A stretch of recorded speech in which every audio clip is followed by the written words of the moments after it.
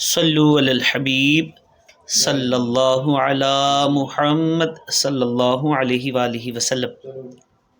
مکی مدنی مصطفیٰ صلی اللہ تعالی علیہ وآلہ وسلم نے ارشاد فرمایا کہ جس نے رجب اور شعبان میں 7 مرتبہ یہ کہا تو اللہ پاک اس پر مقرر دونوں فرشتوں یعنی کرامن کاتبین کو ارشاد فرمائے گا کہ اس کے گناہوں کا صحیفہ یعنی اعمال نامہ مٹا دو۔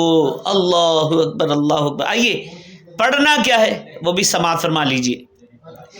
استغفر اللہ العظیم الذی لا الہ الا هو الحی القیوم واتوب الیہ توبۃ عبد ظالم لنفسه لا یملک لنفسه موتا ولا حیاتا ولا نشورا۔